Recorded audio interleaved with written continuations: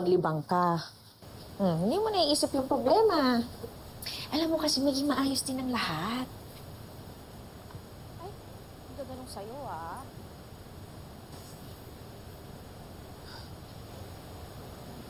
Ma? Kamusta na si March? Parang devastated pa rin siya, no?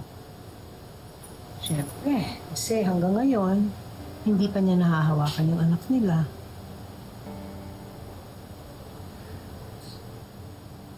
Oh, bakit ganyan ka makatingin sa akin, Ma?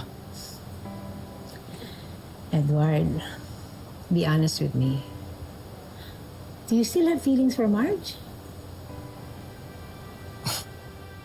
Anong klaseng tanong yan, Ma?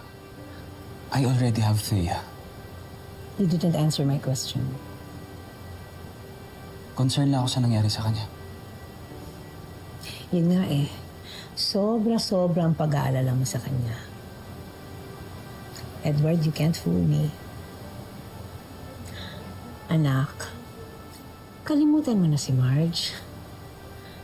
Asawa na siya ng kapatid mo. May pamangkin ka na sa kanila. And soon they're going to be a family.